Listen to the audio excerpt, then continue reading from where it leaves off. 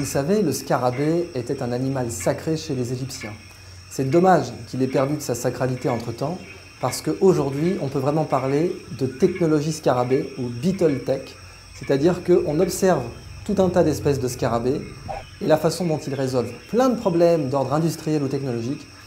Et là, on a des solutions technologiques, économiques, qui peuvent valoir des centaines de millions de dollars pour être tout à fait prosaïque et enfin expliquer à quoi ça sert de préserver des espèces d'un point de vue économique. D'abord, le scarabée bousier, par exemple, qui était donc le scarabée sacré des Égyptiens, eh bien, avec la bouse qu'il récoltait, il produisait sa carapace en chitine. La chitine, aujourd'hui, vaut plus cher que l'or. Le chitosan, d'un point de vue industriel, qu'on peut d'ailleurs extraire des carapaces de crabes ou d'insectes, est plus cher que l'or sur le plan industriel. Bon là, c'est totalement terre à terre, comme usage industriel du scarabée, mais il y en a d'autres qui sont beaucoup plus intéressants. Les scarabées peuvent sauver des vies. On en a un en Namibie, par exemple, qui arrive à récolter l'humidité de l'air et à en faire des gouttes d'eau potables, et c'est comme ça qu'il boit. Donc ce scarabée se pose au sommet des dunes en Namibie, au petit matin, et récolte la rosée. Eh bien, en s'inspirant de ce scarabée, on a réussi à faire une gourde qui permet, si on la pose au sommet d'une dune au petit matin, de se remplir seulement à partir de l'humidité contenue dans l'air. D'autres scarabées sont intéressants, ne serait-ce que parce que vous avez sans doute remarqué que souvent les scarabées sont un peu dorés, réfléchissent la lumière. Et cette capacité à faire des matériaux réfléchissants très fins est très intéressante, aussi bien pour des lancements de satellites que pour certaines industries dans les céramiques par exemple. On a des scarabées qui sauvent nos vies parce qu'ils ont les meilleurs détecteurs de fumée au monde.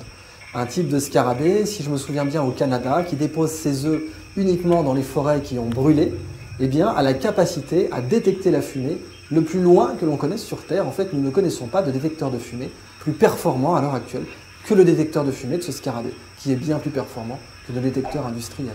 Les scarabées sont étudiés pour la façon dont ils adhèrent.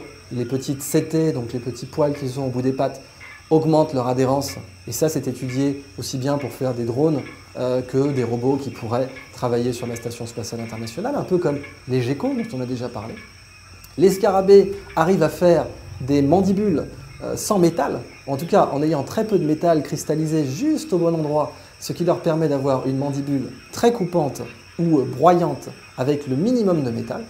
Et enfin, un dernier exemple de scarabée qui pourrait aussi sauver nos vies, c'est le coléoptère dit bombardier, qui balance sur ses ennemis un mélange en ébullition d'eau oxygénée et d'hydroquinone.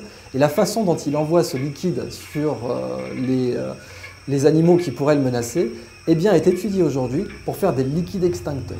Donc entre les détecteurs de fumée et le liquide extincteur, il semble que les scarabées aient une vraie vocation de pompiers. En tout cas, ils méritent totalement leur statut d'animal sacré chez les Égyptiens et nous avons encore plein de choses à découvrir chez eux.